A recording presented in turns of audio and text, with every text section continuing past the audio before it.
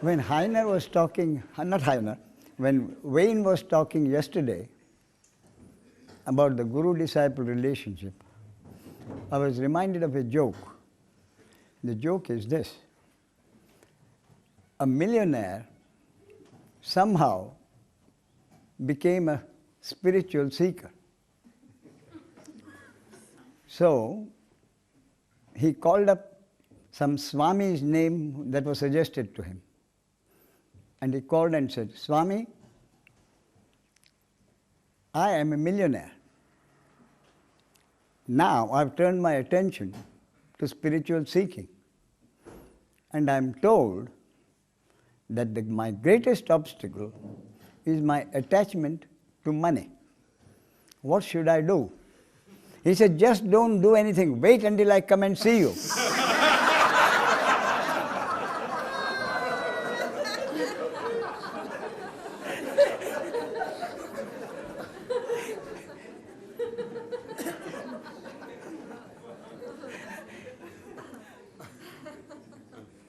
And then a friend of mine, he told me that perhaps the best known or maybe the other way around, ashram and guru in India for the last 25 years, a friend of mine connected with that ashram told me that he had given in all a donation of $1 million short of $25,000. And then he got so disgusted, he left the ashram and left everything to do with him. So this happens also. Where my Guru Nisargadatty Maharadje was concerned, he had a very simple formula about cash donations and gifts, which I too follow. And the formula is, I expect nothing, I demand nothing, I refuse nothing. About Nisargadatty Maharaj, let me give you an incident, most interesting. One morning, a Brahmin priest came to see him among the visitors. He sat there, just a lungi, that piece of cloth covering his, and then a piece of, this, like the South Indian typical way of doing, some kind of a shirt, and a towel over the shoulders. And his story was that he came from Tiruvannamalai, that is, from Ramana Maharshi's place. He didn't have any money. So he went to the station and got on the platform. As soon as the train which was going towards Bombay arrived, he got into the train. Then after a while, when the ticket collector found that he had no ticket, he was thrown off the train. So he sat on that platform until the next train arrived. And this way it had taken him about 48 hours. You see? So, and in the meantime, whenever somebody gave him something, he was a Brahmin priest, which could be seen. So there have always been people in India who, seeing a Brahmin priest, offer him a meal. So that's how he got his meals.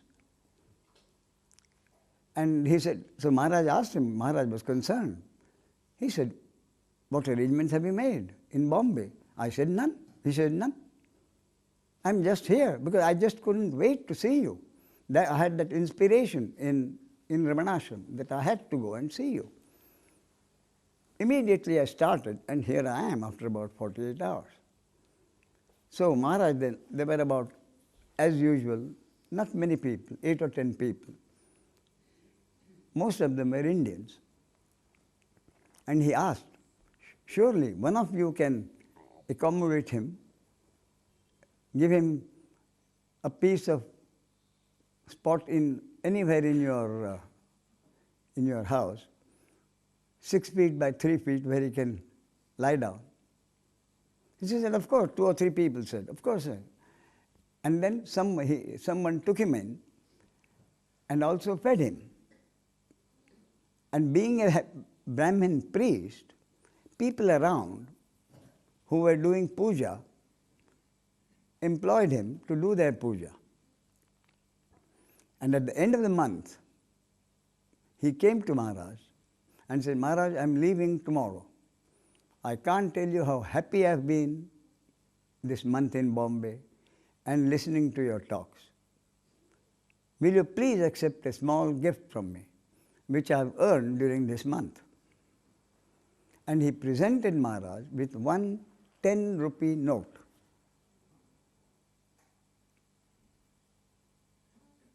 ₹10 note is even in Maharaj's style of living, was a small amount. So Maharaj accepted it with great dignity, as if he had 10 times or 100 times that amount.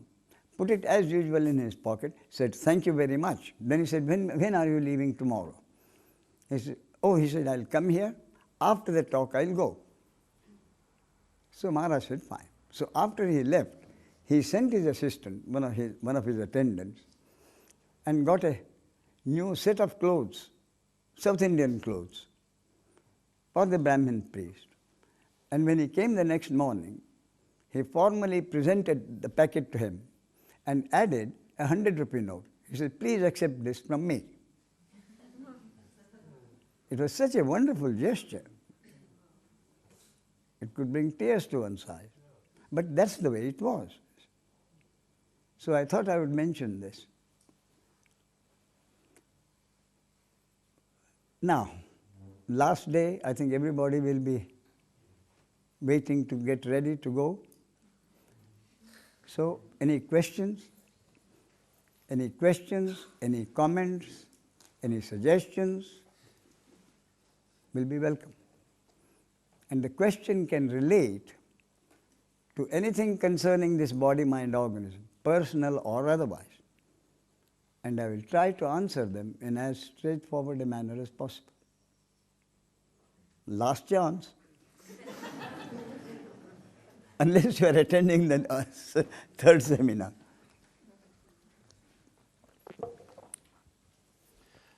Ramesh, you told us about the difference between observing and witnessing. Yes. What is the difference between witnessing and consciousness? Witnessing and? Consciousness. Oh, consciousness is all there is. Consciousness is the screen on which this movie of life is being played.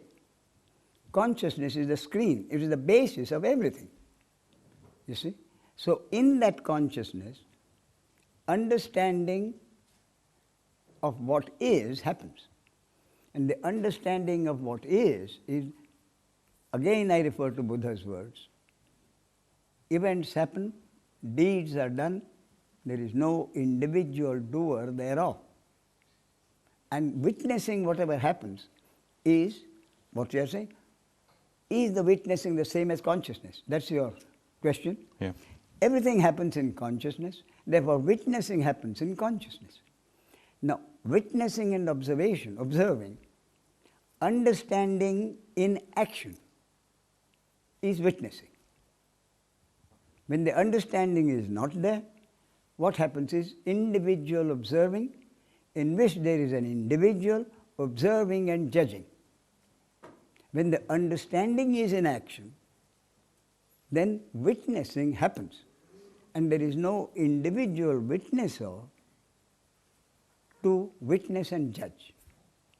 So it is the understanding in action which does the witnessing.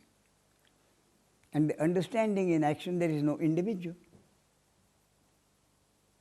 Okay, thank you. You're welcome.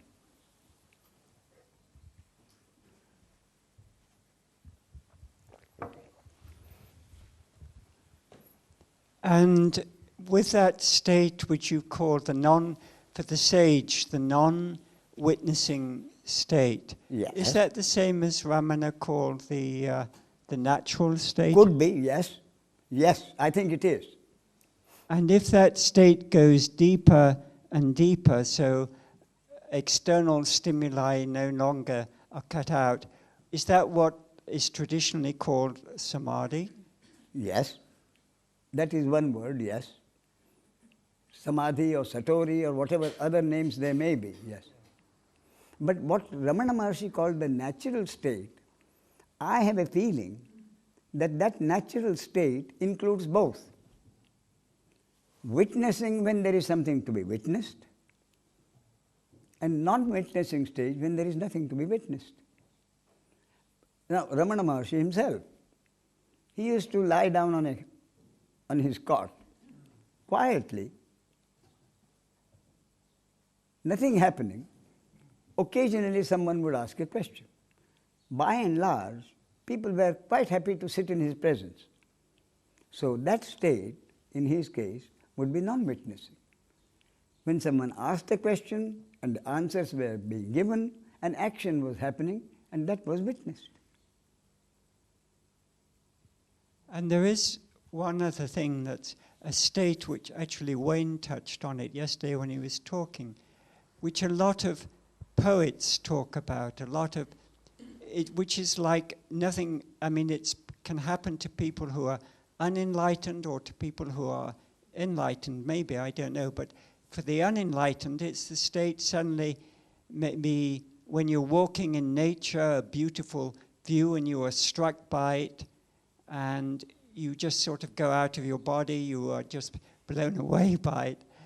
And that's what poets often write about. Blake called it the opening of the doors of perception. Yes. People get it on drugs. People get it through doing meditation. Yes. And that state has nothing to do with enlightenment. I used to think that was. Those are only glimpses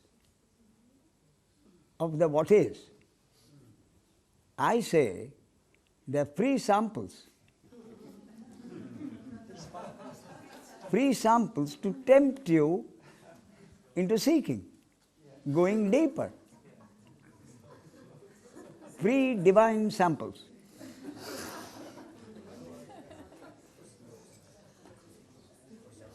Thank you very much.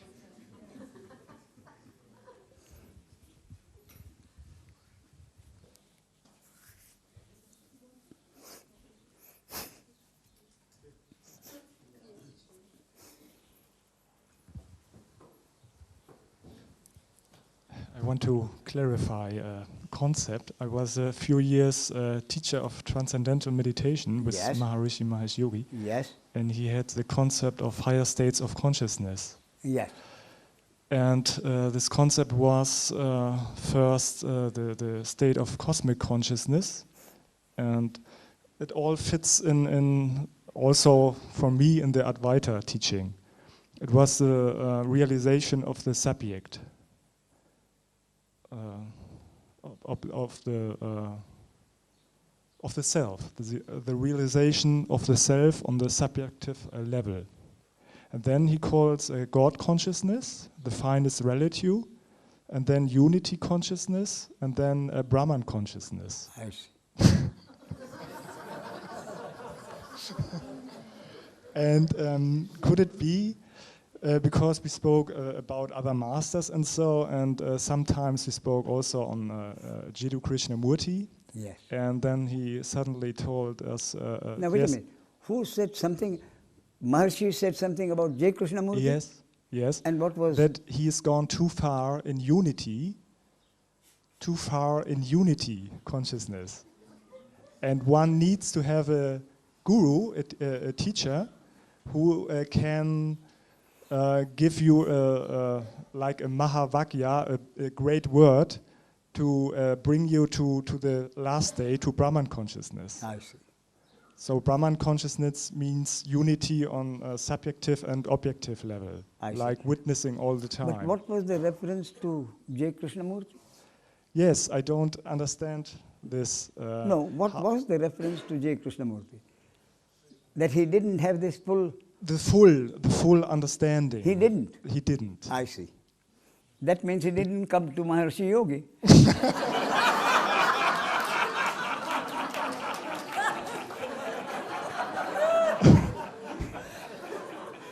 That's right.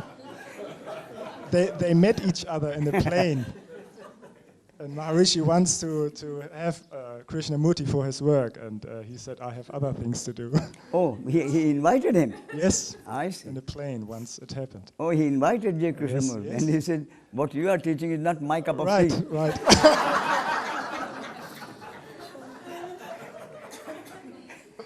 Yes. Yes. So could it be that someone, this is my question,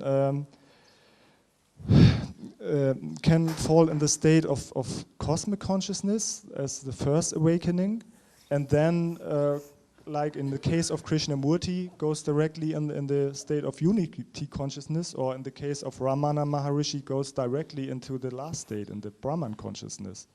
Is that possible? And is it by... You see, what happens is this. At what stage the seeking begins in any body-mind organism depends on the programming in that body-mind organism. That is the state of receptivity. Therefore, if I find 50 people listening to the talk, the receptivity, the level of receptivity is very different. You see, very different. So that depends where the seeking starts, and that depends on the programming of the body-mind organ, and that depends on the will of God. So the seeking can begin at any stage. But also the realization could be on a different state, that somebody goes in... So if somebody starts at a level where the receptivity is very high, then the seeking will last that much shorter. The misery will be that much less. You see? Thank you.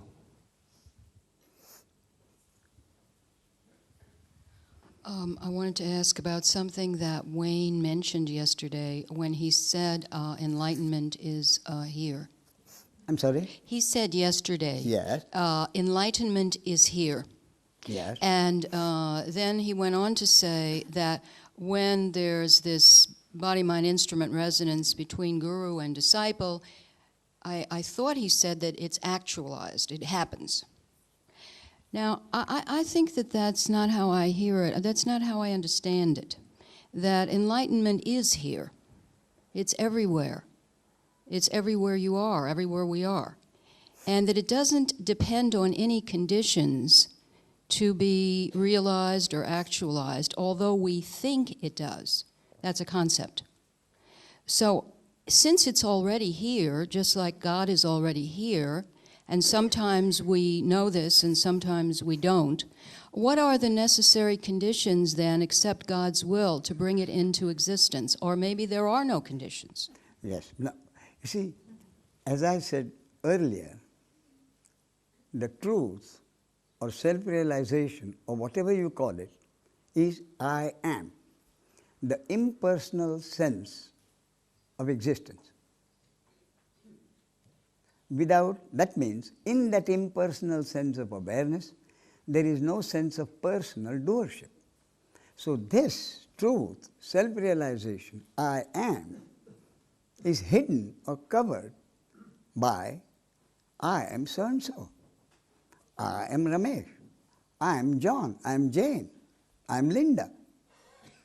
So that self-realization is always there. It is not something to be achieved. What needs is only the removal of the covering, removal of that which veils or hides or covers the I am.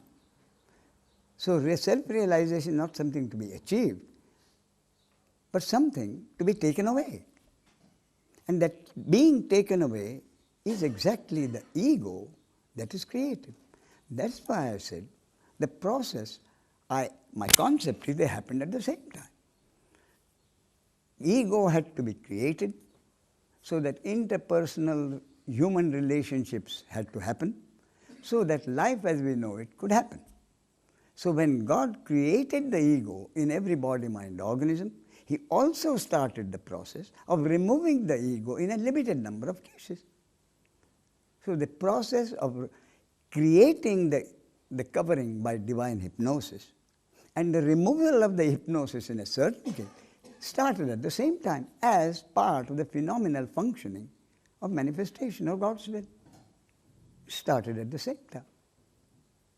So then when Wayne was drinking and all, and you said that that was, the cover was being removed, that was his sadhana, even though he had no idea whatsoever that was the case. That is correct. So how did you come to see that? I mean, that's hard to understand. I'm sorry? How did you come to understand that was his personal sadhana, the drinking and the drugging? I mean, that was the concept.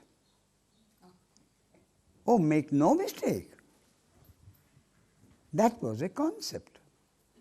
The concept being, each person's sadhana, he may think he is doing the sadhana.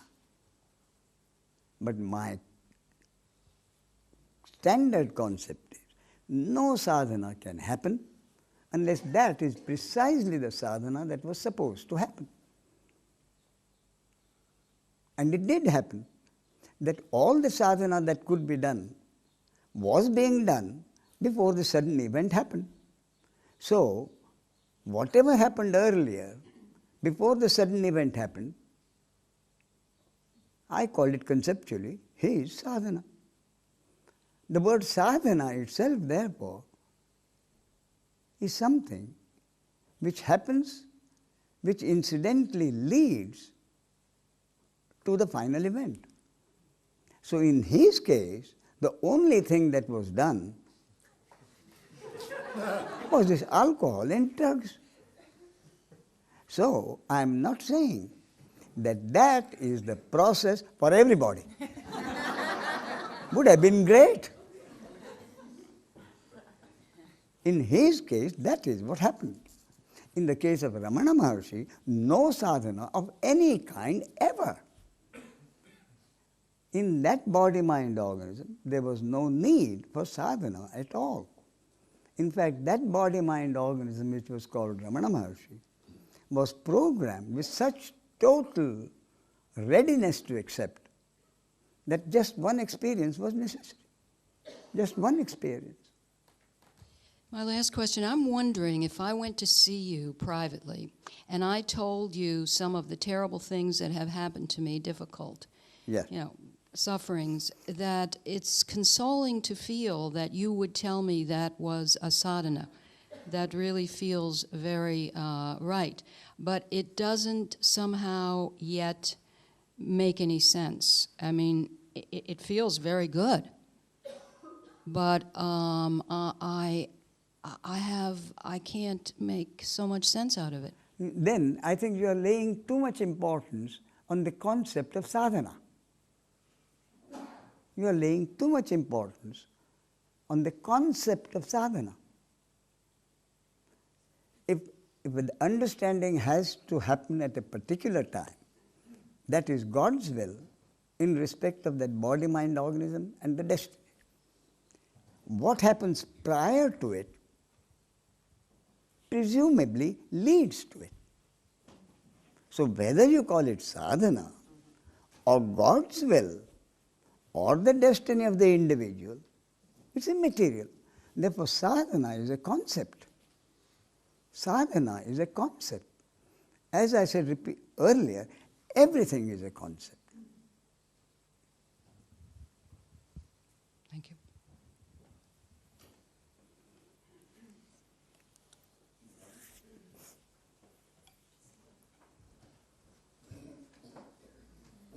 Therefore, for someone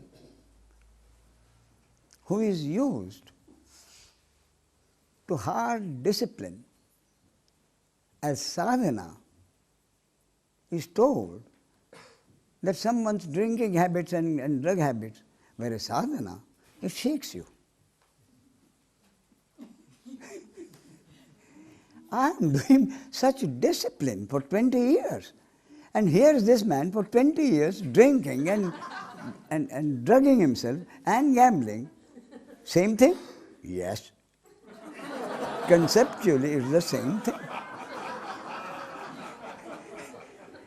So it is the word which, you see, it is the word, the sadhana, And 2, more importantly, I have been doing the sadhana.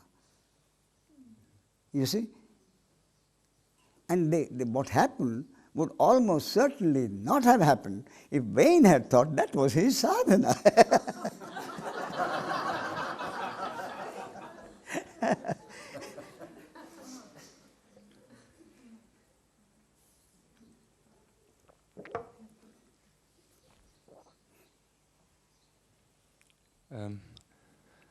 Yes.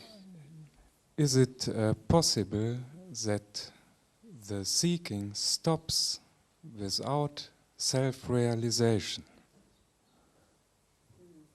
Can the seeking stop without there being self-realization? You see, what is the ceasing of seeking? What do you mean, ceasing of seeking?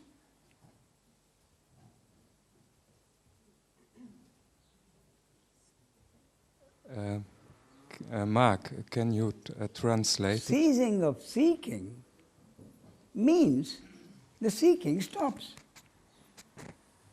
And what was the seeking about?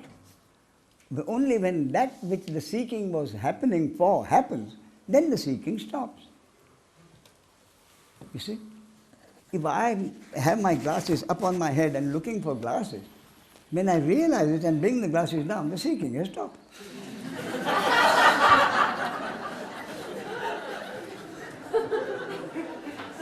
You see? So we call that, now this, seeking of glasses and finding the glasses and then the seeking stopping, basically it's the same thing. In this case you say, you are seeking enlightenment. And when there is the full realization that there is nothing to be sought, it is already there, hidden by the one thing, that sense of personal doership. And that sense of personal doership is erased by the grace of God. Then that is self-realization. Can you translate it in German? I'm sorry? Ah. Oh, sure, yes.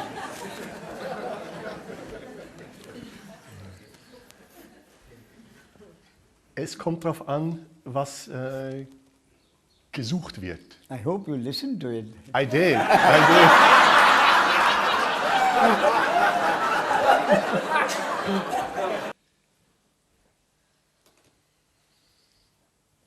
Aber was ist, wenn man die Brille gar nicht mehr aufsetzen will? Das habe ich akustisch. Was ist, wenn man das Gefühl hat, dass man die Brille nicht möchte? Jetzt in diesem Beispiel. Yeah. He's asking, what then if one at once has the feeling, I don't want the glasses. I don't want the glasses.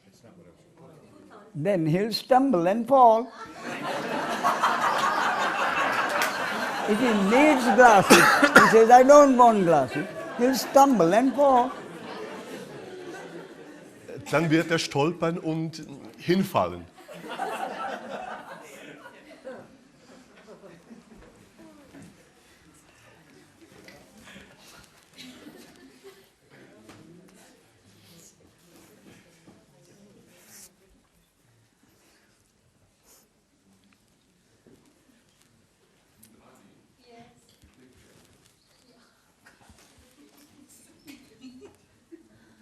Ramesh,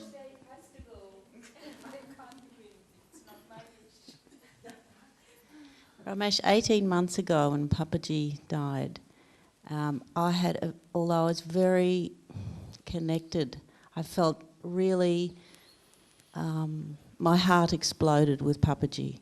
And yet, shortly afterwards, there was a very strong urge to find a teacher.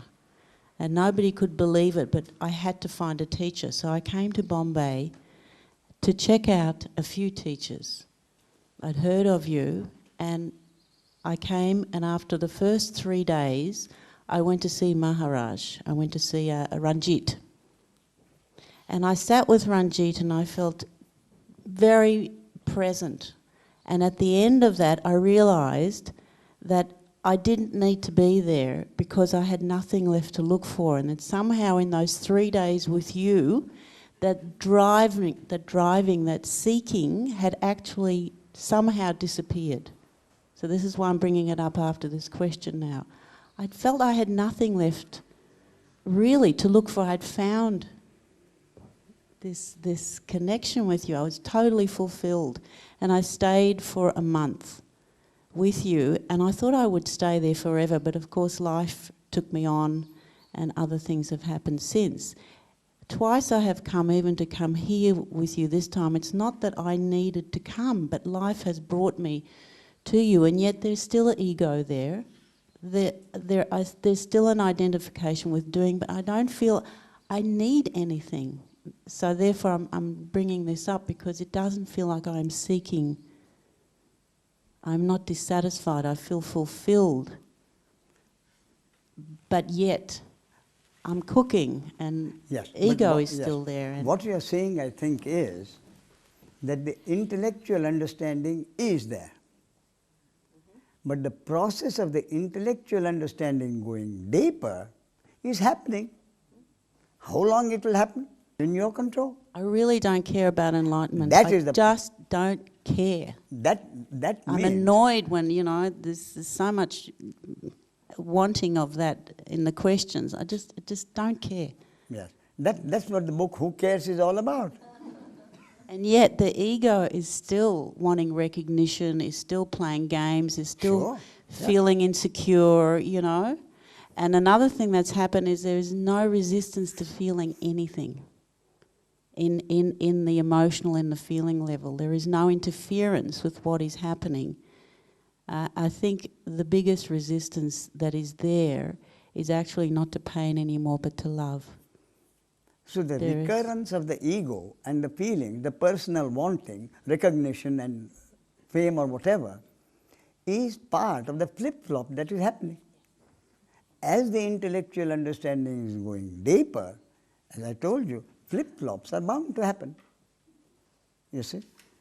So all that has to happen before the final understanding is, the flip-flops are part of the system. It's part of the way the intellectual understanding is supposed to go.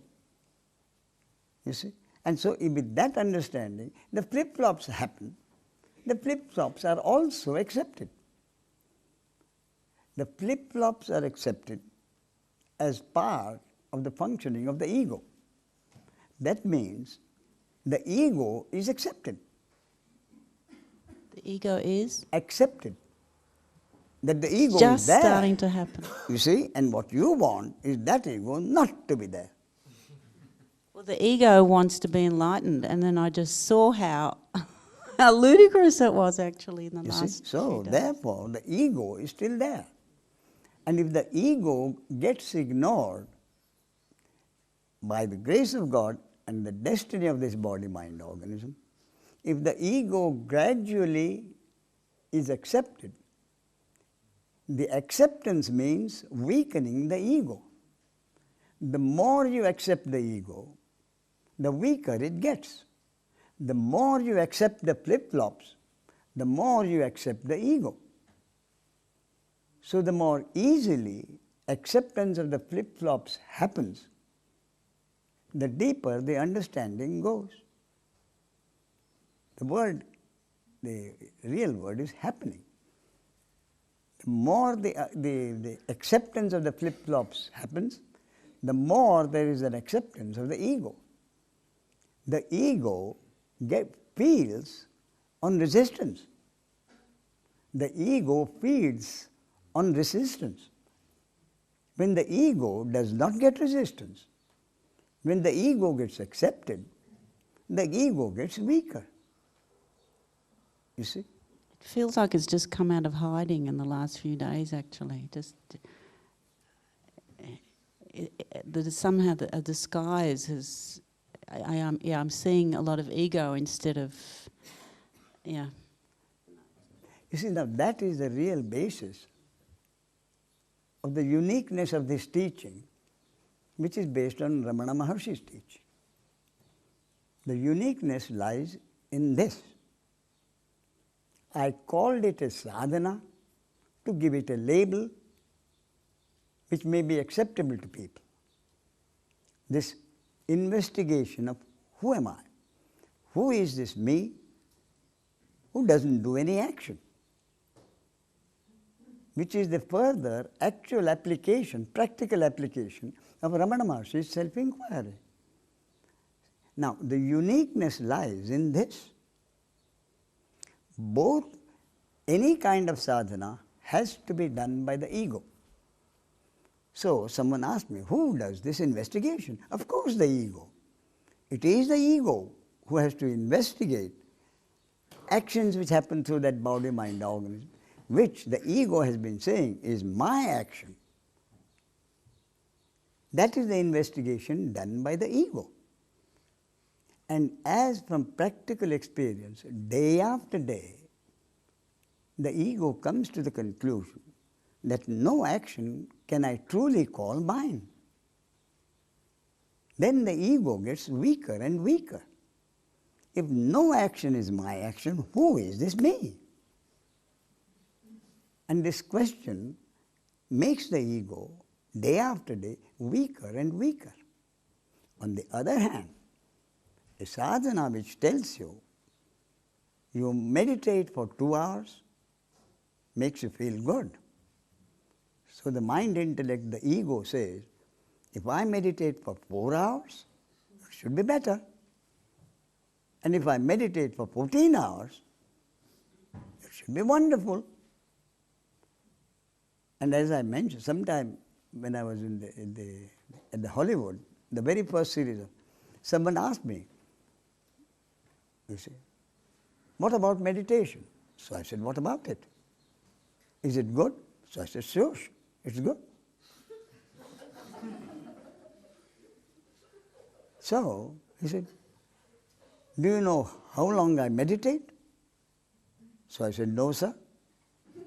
And he said, 14 or 16 hours a day. So I said, wonderful. And he was happy. The ego was satisfied with getting a certificate that what the ego was doing was wonderful. And that is what happens in that kind of sadhana, which the ego gets fed into being stronger and stronger. And of course, this gentleman, I didn't have to ask him what he does for a living. If you are able to meditate 14 hours a day, obviously God must have provided you with a living where you don't have to work. Now, meditation is one thing. Now, repeating God's name, technically called japa or mantra. So, there is an ashram in the south of India where to this day, happening when the Guru was there, at the end of the day, a person sits there at a desk, and each person attached to the ashram queues up, comes in a line and says how many times the japa was repeated. And someone takes a note, adds it up for the day. You see. And ultimately what happens, I don't know.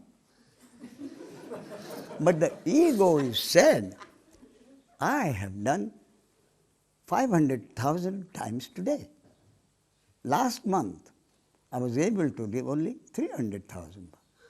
So I must be getting closer to self-realization.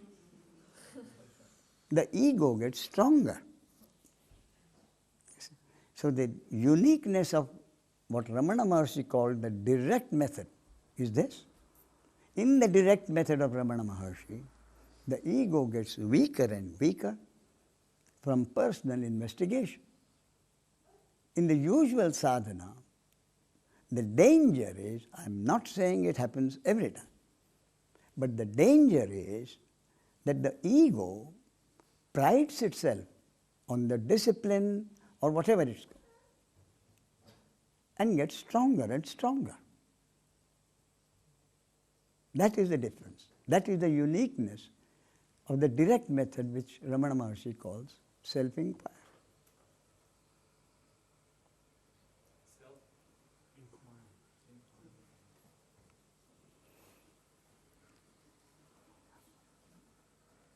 Mark, do you think you can translate this for those who might want?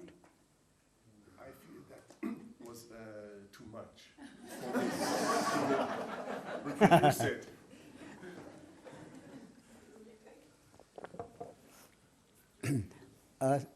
Indrani?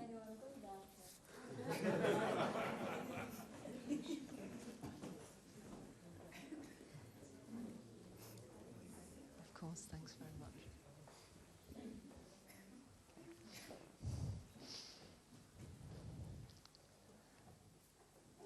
This is the fifth day Yes. that I have been here. Yes. And I have noticed that my thinking has become quieter. Yes. And I think it was the second day you had suggested to personally investigate Yes. the input. Well, and I said I would let you know how I had got on. Yes. Well, I remember. I would like to Make a report? yes.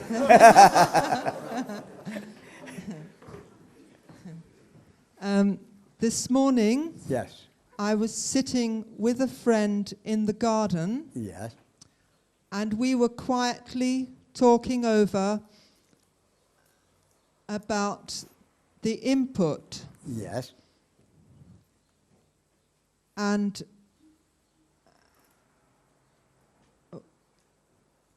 after some time,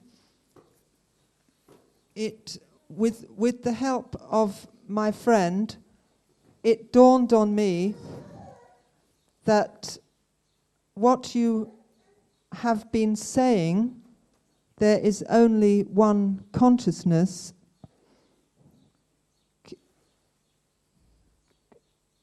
filled me.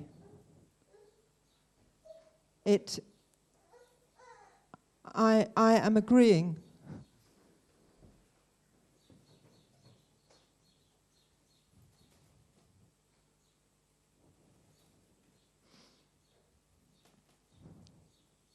Is there a question? Well, yes, the question is Yes. that I agree with you. Oh, that's not a question. So tell me, is that investigation working? Yes. Yeah, indeed. And it is such a tremendous thing that it burns within. Yes. And that I have no idea how to take it except to know that it is thy will be done. You see that? Yes. No, you carry on. You see, the thinking that you said, is getting less. Is that what you said? Yes. Now, the thinking that is getting less is, I would conceptualize as the happening of the investigation. In other words, unconsciously, the ego, the thinker, has been asking itself, who is doing the thinking? That's right. Is there a thinker? Who is doing the thinking? So the investigation, the result of the investigation is that there is no thinker, no doer, no thinker, no seeker. The result is, therefore, a certain quietness of mind. And that quietness of mind means less thinking. Yes.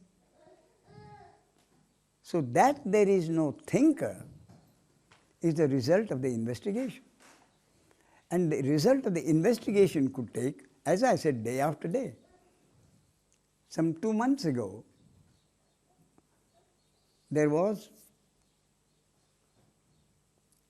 a visitor who came for 10 days and was here for 3 months and was thinking of renting a flat so that he could be there for another 6 months. He is at one time a famous singer who is now a monk in a Zen monastery. And the effect of this has been so important for him that the transformation was visible to others.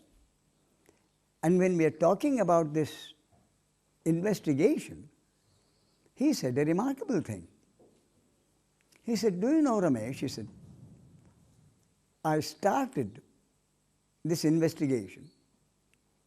At the end of the day, the very first day, I sat there, action after action came to my mind, which I thought was my action. Many actions. This is the very first day.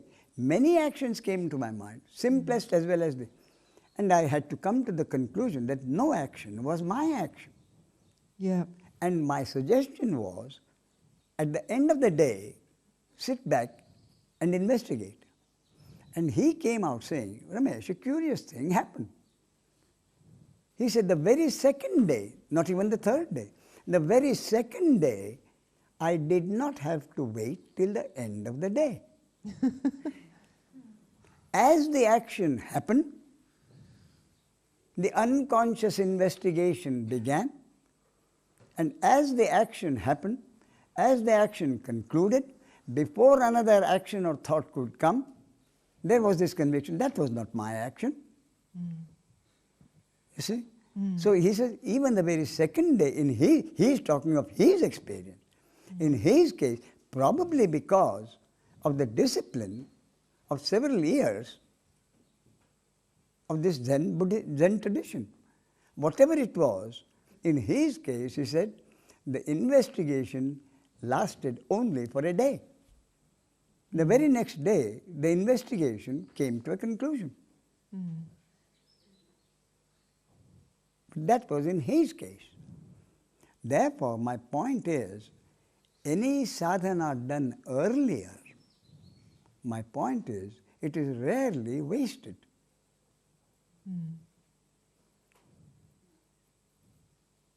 It is part of the passage. It is part of the progress.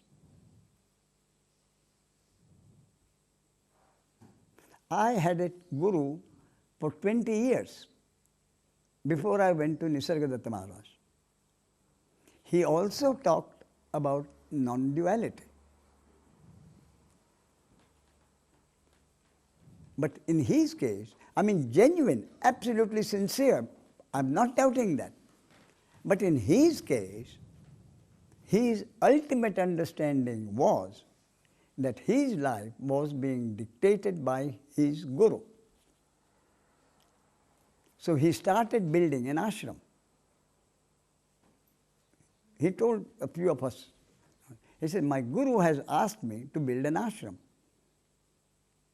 where people could come, spend 3, 4, 5 days of their holidays and would have a place to stay and they would be fed. So I want to establish an ashram like that. So that was his guru's order. So there was the traditional Indian guru, where he didn't take me on as a disciple until he was satisfied that I was fit to be his disciple. That was the and there was a traditional formal ceremony of initiation. And at that time, my seeking was so intense that I distinctly remember when I sat before him and the initiation ceremony was in progress, I began to weep uncontrollably.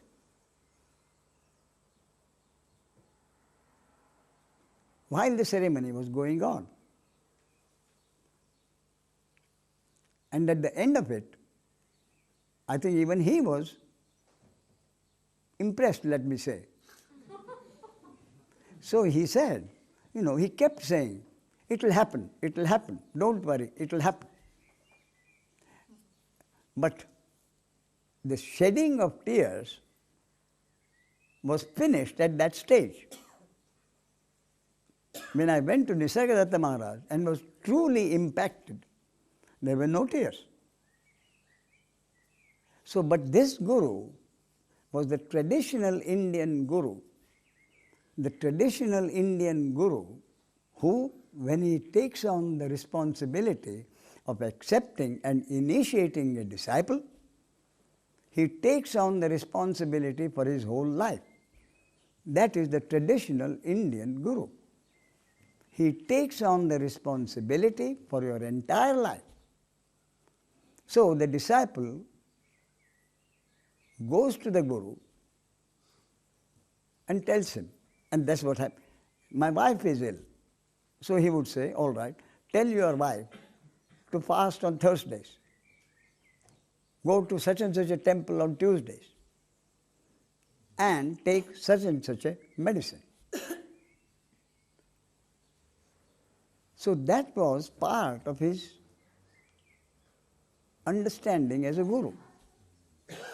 Someone would say, my son has lost his job. There would be a prescription. Same thing. You do this japa at least 1,000 times a day. You fast on such and such a day. Go to the temple and ask him to go to the temple. So there was a prescription. And then, mind you, he would inquire after them. If they were from out of place, he would write. So the traditional Indian guru accepted the responsibility for the life of the disciple. And my firmest possible conviction, ever since I can remember, is that my life has already been chalked out. No power on earth can change it. How much physical pain I am supposed to bear, how much psychological pain I have to bear, how much pleasure I am going to have, is all decided. That was my firm conviction. Therefore, quite frankly, I didn't need my guru to ensure my promotions. So to that extent, very soon I came to the conclusion that while the teaching, theoretical teaching is wonderful, I benefited an extreme lot from it, I had not finally found my guru. But as it is the nature of this body-mind organism, I didn't cut off the relationship. It went on for 20 years. And ultimately I realized why I was destined to carry on for 20 years. Because it so turned out that people who had encouraged him to build the ashram and promised him financial help, especially two of them, I remember. Oh, we know a lot of influential people. We'll get you all the money you need. Go ahead and borrow it now from disciples on no interest basis, and we'll repay it. So the poor old guru, depending on them, borrowed a lot of money from disciples who themselves needed money on the understanding that it would be repaid within 1 year or 2 years without any interest. So the disciples could afford to give up the interest, but they needed the money. They were middle-class family men. And then these two people come and say, I'm very sorry, we have failed. And my guru was in a terrible financial situation.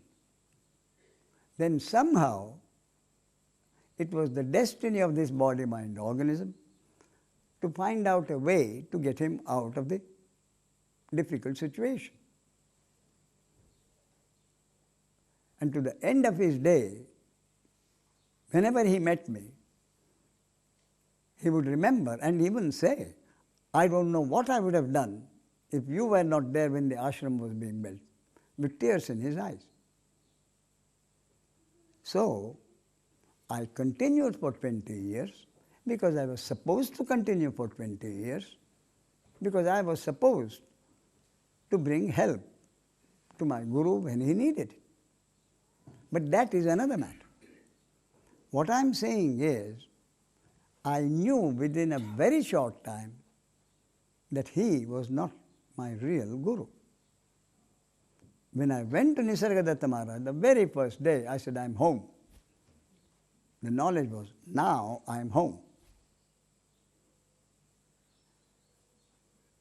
You see? So, that's how it happens. Thank you.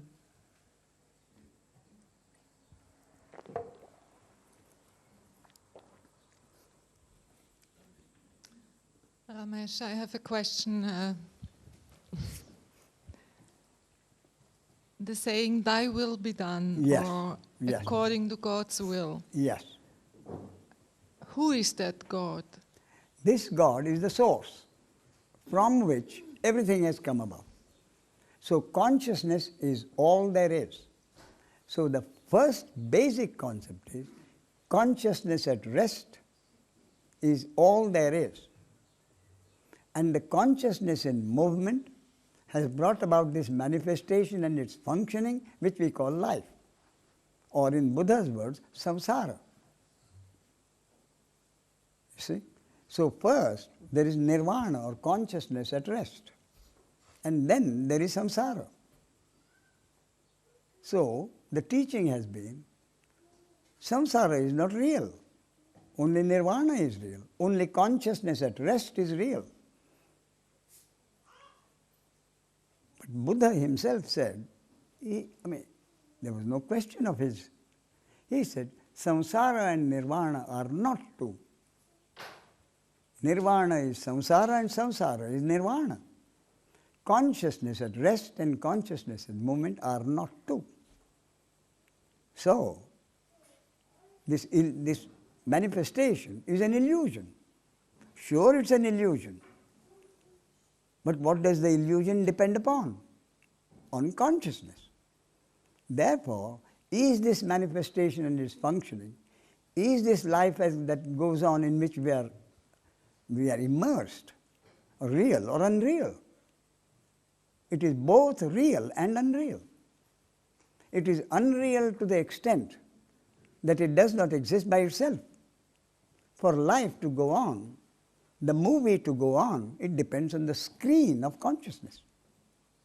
So the screen is real and the movie is unreal. But when the movie is going on, the screen and the movie are not two. Therefore, this illusion, if you think it's an illusion and somebody tells you it's an illusion, forget it. He said, if I have a pain in the tooth, what do you mean forget it? It's real, it hurts me. You see? So, this illusion is real. And to that extent, we can forget nirvana. We can forget consciousness at rest, and we have to deal with consciousness in movement. And in consciousness in movement, the truth is, I am. Not I am Jane or John. So, as far as the truth is concerned, we have to deal with truth in life as we know it. Consciousness at rest, you can forget it. That's what you will be when you are dead. But until you are dead, when you are living, life is real. And in that real life, the basic concept is, thy will be done. Which is to say, whatever happens is not in my control or your control. That can only happen according to the will of God. You see? So this basic concept is in this illusory life. But that is what we are concerned with. And in this illusory life, the seeker also says, how can I get rid of this sense of, or get rid of misery? And the misery is based on the sense of personal doership. Therefore, we come down to the level, beginning with thy will be done, the sense of doership has to go. And the sense of doership will go only if it is God's will and the destiny of that body-mind organism. But to repeat Ramana Maharshi's words, that you are a seeker is itself God's grace. That your head is in the tiger's mouth is itself God's grace. So the seeking is happening, and the seeker has reached a stage where he has come to the conclusion, yes, I accept that the sense of doership has to go. So the seeker, the ego, says, how can I get rid of the sense of personal doership? And the ego is told, you are the sense of personal doership. You are the one who thinks he is the doer. Any action that happens is your action. That's what you think. So you have to find out from personal investigation of your own life, from personal experience, whether any action that happens is your action or it is not your action. The mind intellect says, if it is not my action, whose action is it? Just to satisfy the mind intellect, I say, it is not your action, it is God's action.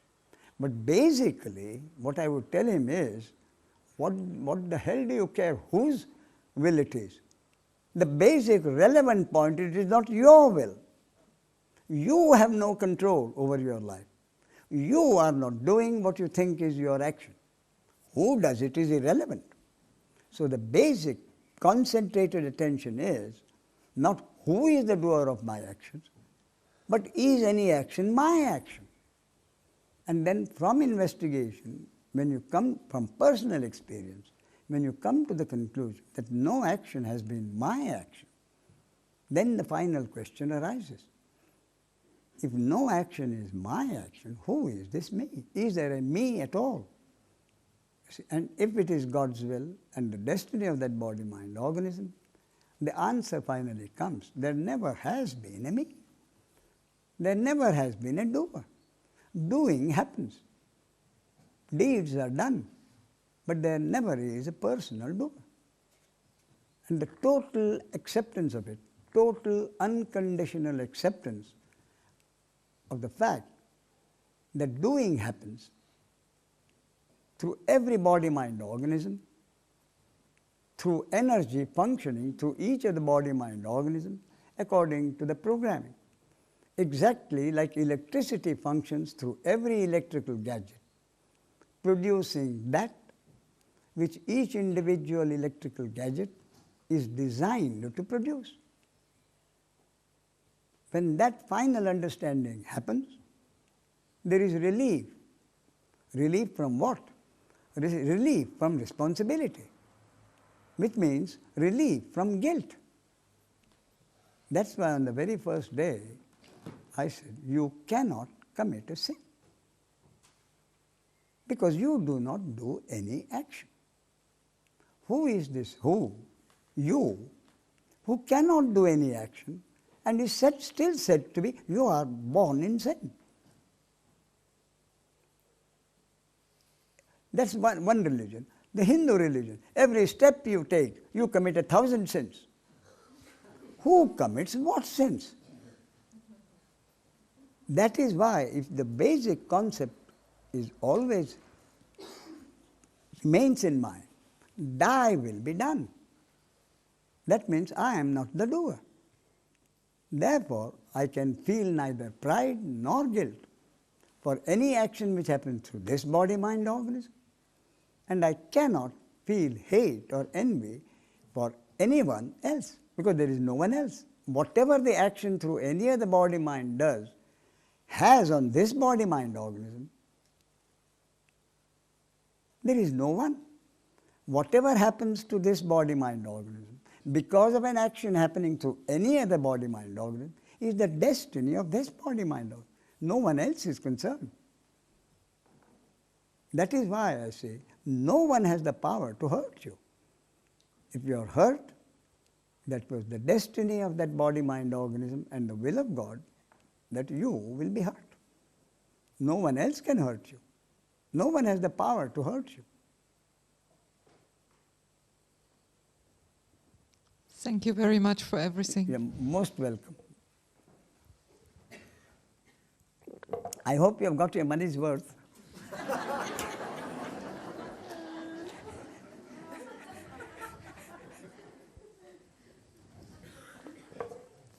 Ramesh? Yes, please. I feel that at this point for me it's very important to understand the polarity of good and evil. And I feel this is related to the polarity you mentioned earlier, accepting samsara and nirvana. Yes. Are they related and are one, not related? I'm sorry, the two polarities I meant. So they are not two to be related. They are one. Just as you sitting there and you standing up and you walking away and you lying down are not four different people. It is the same body-mind organism. You see? So samsara and nirvana are not two. That is one of the basic teachings of Lord Buddha, which is often forgotten.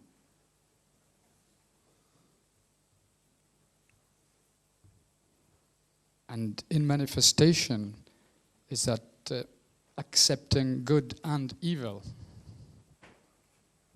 I'm sorry, I did. Accepting good and evil. Yes. In manifestation. Yes. Accepting good and evil. That is what happens in the case of a sage. The sage knows that the body-mind organism called Mother Teresa, which was alive until last year, was programmed in such a way that only good deeds happen. So the happening of the good deeds through a body-mind organism called Mother Teresa was God's will and the destiny of that body-mind organism. Consequences of those good deeds, Nobel Prize, awards, rewards, fame, all that was also the destiny of the same body-mind organism. That is the good. Now the evil. You have a psychopathic organism, so programmed that only evil, perverted deeds happen.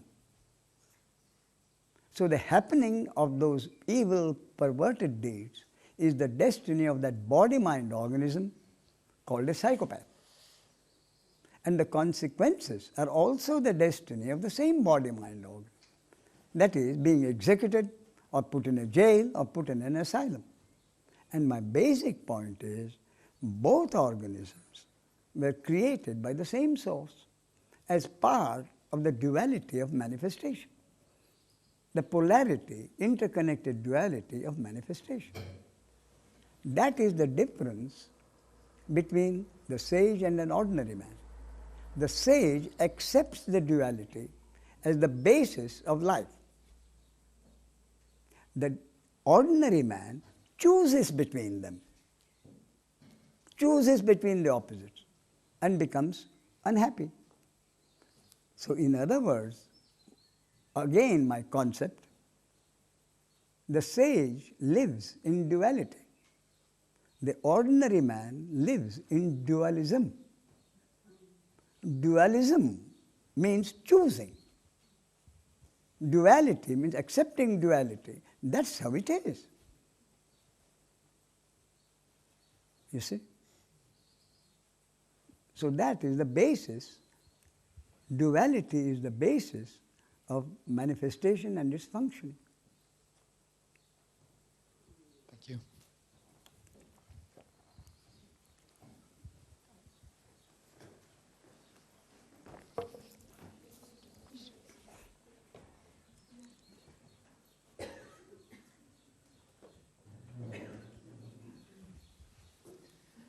Ramesh, would you please go into vertical input of thought from source versus horizontal thinking? For instance? Versus against our horizontal thinking.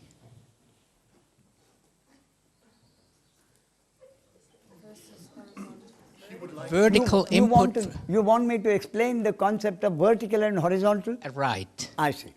Now, you see the vertical, a thought which comes. You didn't create the thought. The thought is in the moment. A thought is in the moment, which is the input in this programmed computer. The brain reacts to that input, and then the output happens. You see something, that is the input. The brain reacts to what is seen, and there is an output. Or you hear something, again there is an input and an output. What my point is, what you see or what you hear or a thought that comes is in the moment. Is in the moment. The reaction of the brain is also in the moment. So if three people see the same event, see the same scene, but are programmed differently.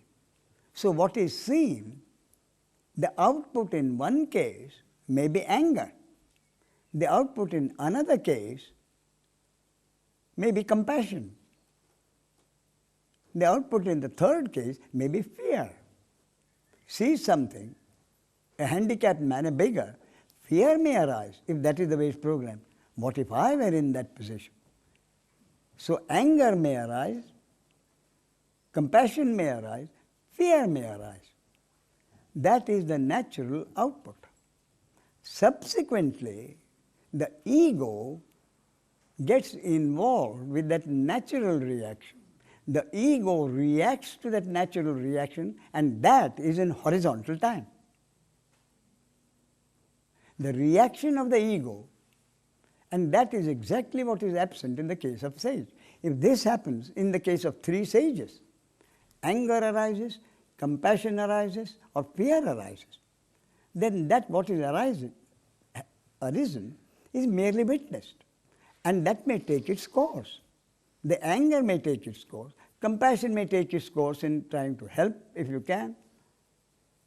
Fear may arise, just the thought that what if I had been there?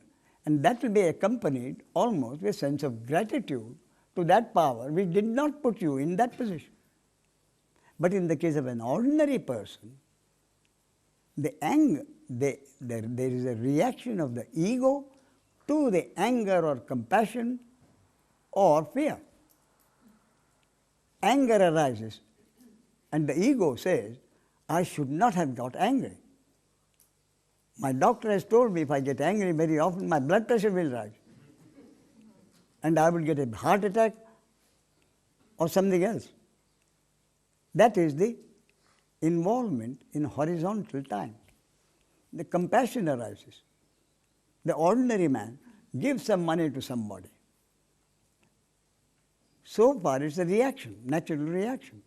The ego comes in, reacts to that and says, I am a compassionate, kind man. I hope God makes a note of it. Fear arises. The ordinary man reacts to it and says, I have always been this, a timid man. I don't like it. I want to be brave like my friend. That is a reaction of the ego in horizontal time. See? Thank you, Ramesh. Okay, you're welcome.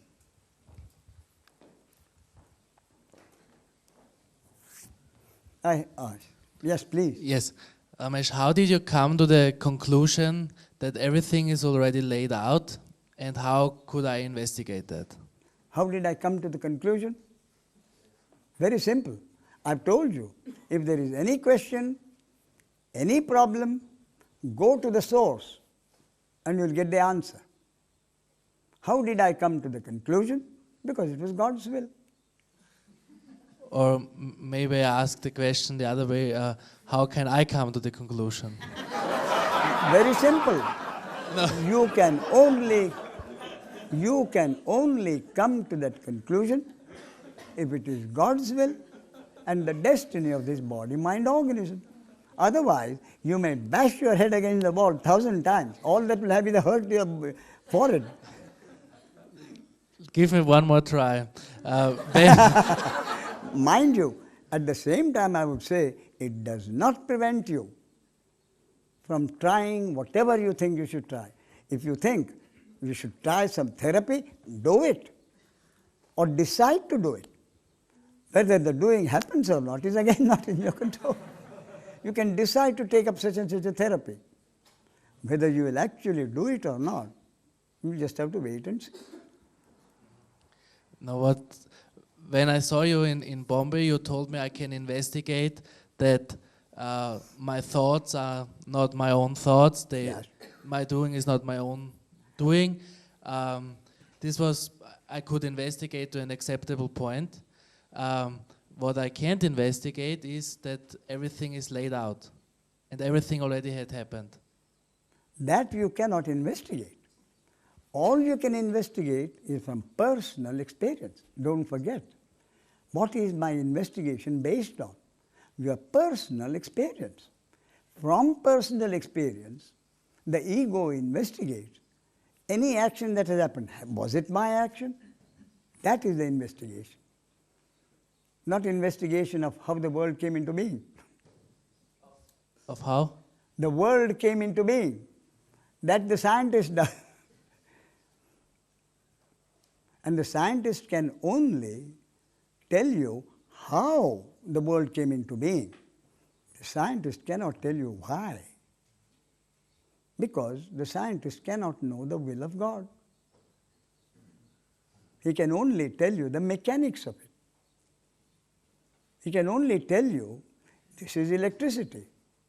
What exactly is electricity, I don't think any scientist is able to say. There is electricity as part of what is. What it is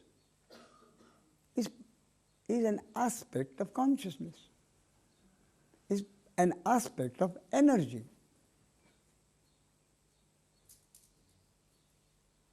So the only investigation I'm referring to is the investigation of any action that has happened through this body-mind organism, and to find out whether that action, from personal experience, whether that action was your action or did it just happen, over which you had no control. That is the only investigation I'm saying. Okay, thank you. Oh, you're most welcome.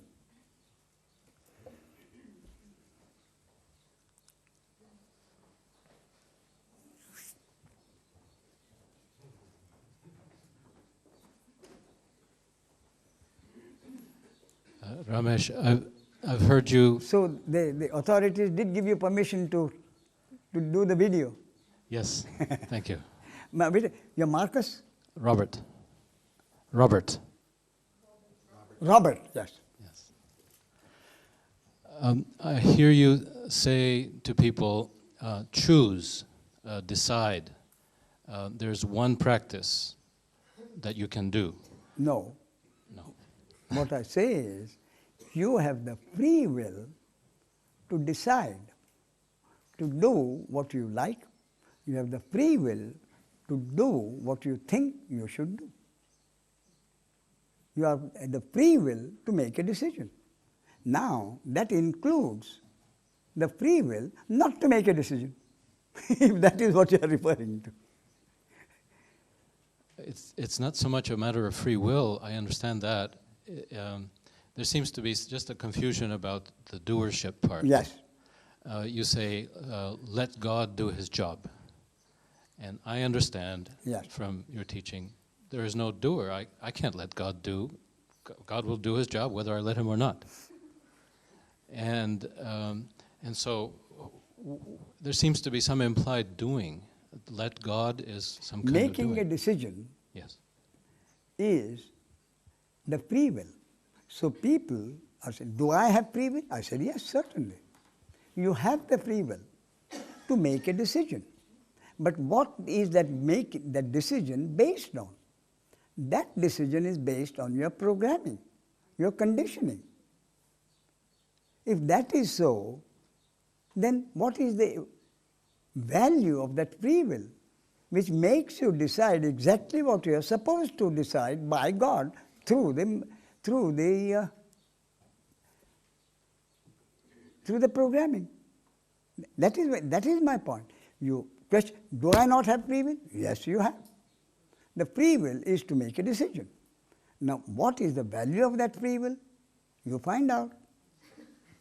And you will come to the conclusion, as I say, that free will is useless, it's counterfeit. I agree. But you do have the free will to make a decision. Whether the decision comes or not is another matter. Therefore, the doing is truly not in your control. You see, there is a story about it. A man was wandering along the top of a mountain. He slipped and fell, and he got hold of the edge. You know the story, you have come to Bombay, but for the sake of others. So he was hanging there for a while. So he shouted, "Is there anyone up there?" Shouted 3 or 4 times, "Please, I need help. Is there anyone up there?" So the voice came, "Yes, but you must do exactly what I say. I'll do anything you say. Let go of the grip." 1 second, 2 seconds, 3 seconds. Then he said, "Is there anyone else up there?"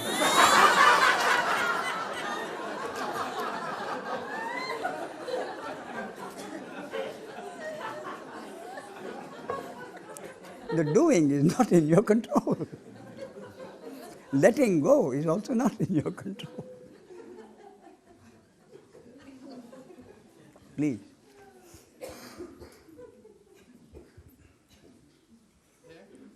All right, go ahead.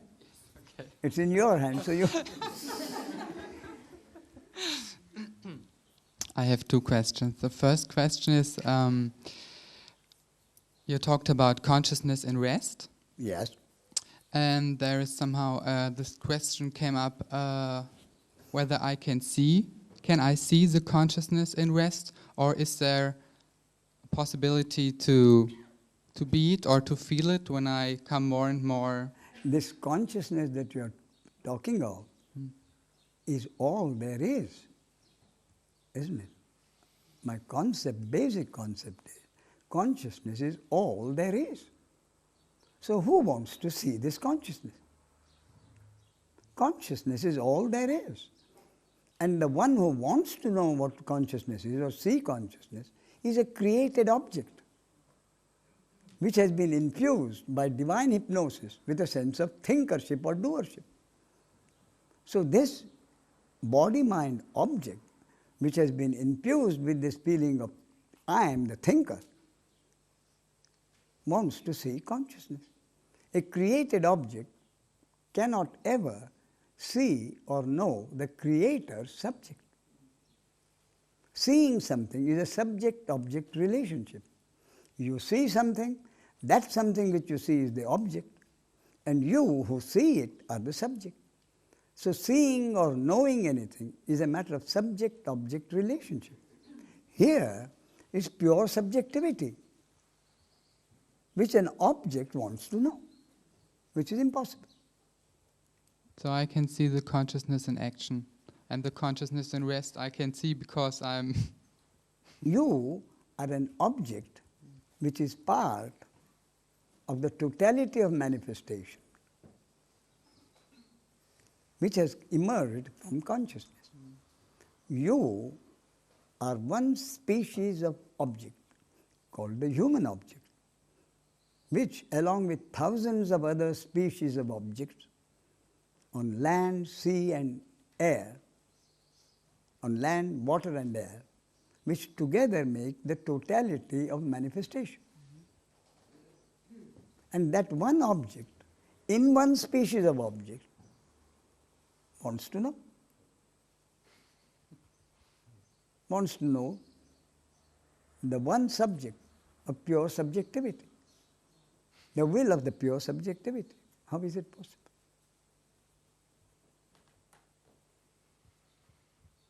Yes, I agree. You can only heave a sigh of relief, I would say, not frustration. I have the second question I have is somehow I'm also here for a few days, and somehow again and again this thinking comes, and this really wanting to figure it out whether I'm the doer or I'm not. And yes. I have the feeling that again and again when I go on the thoughts, or even when it gets more narrow and sticky, and I can't figure it out. Also with this investigation I tried it, and somehow it gets always narrow and it's not fulfilling. And I have the feeling when I'm with me or just think or just be, it's so much more fulfilling, and some things or maybe some understanding bubbled up from itself. So. And I have the fear that, so I don't know which direction. The one direction is much more fulfilling, but I think it's extraordinarily simple.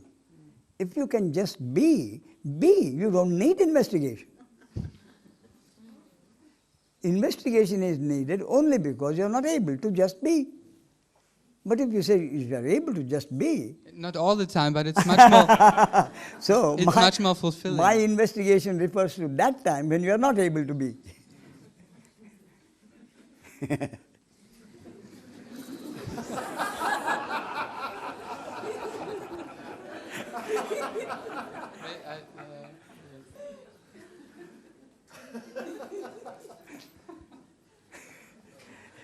While you laugh, would you like to give it to someone?